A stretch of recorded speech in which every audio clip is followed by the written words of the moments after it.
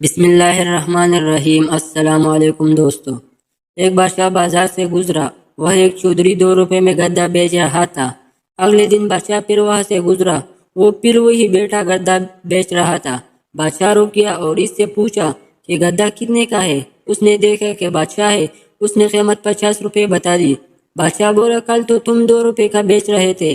اب وہ گھبرا گیا اور گھبراہٹ میں اس نے کہہ دیا کہ اس پر بیٹھ کر آنکھیں بند کر دو تو مدینے کی زیارت ہوتی ہے، اس لیے اس کی قیمت زیادہ ہے۔ بادشاہ نے وزیر کو کہا کہ بیٹھ کر دیکھو کچھ نظر آتا ہے کہ نہیں۔ وزیر بیٹھنے لگا تو چودھری نے فوراً کہہ دیا کہ زیارت صرف نیک، ایماندار اور فارسا کو ہوتی ہے۔ اب وزیر بیٹھ گیا، اس نے آنکھیں بند کیے، کچھ بھی نظر نہ آیا، مگر اس نے سوچا کہ میں اگر کہوں گا کہ نظر نہیں آیا تو سب کہیں گے کہ نیک، ایماندار اور پرہیزگار نہیں ہے۔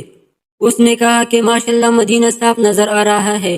بادشاہ کو تجسس ہوا، اس نے کہا کہ میں خود بیٹھ کے دیکھوں گا۔ اب بادشاہ بیٹھ گیا اور بادشاہ کو کچھ بھی نظر نہ آیا۔ اب اس نے سوچا کہ وزیر تو بچ گیا، اب اگر میں کہوں گا کہ نہیں نظر آتا تو سب سمجھیں گے بادشاہ نیک اور پرہیزگار نہیں ہے۔ اس نے کہا ماشاءاللہ، سبحان اللہ، مجھے مکہ اور مدینہ دونوں نظر آ رہے ہیں۔ اور پھر اس کو گدا بھی 50 روپے میں خریدنا پڑا۔ بالکل کچھ یہی صورتحال یہاں کی بھی ہے۔ اچھی تبدیلی صرف ان کو ہی نظر آ رہی اور اپنا ہی لیڈر بھی مہنگا پڑ رہا ہے۔ وہ ذہنی طور پر اب یہ سمجھ چکے ہیں کہ ہمارے لیڈر میں وہ خوبی ہی نہیں جو وہ ہمیں کھڑے ہو کر بیان فرمایا کرتے تھے، مگر اب صورتحال اس کے بالکل برعکس ہے، اور اب وہ تبدیلی کی ہڈی نہ نگل سکتے ہیں نہ اگل، اور اب وہ لوگ یہ بتاتے پھر رہے ہیں کہ ہمارے لیڈر ہمیں مدینہ ریاست دکھائے گا۔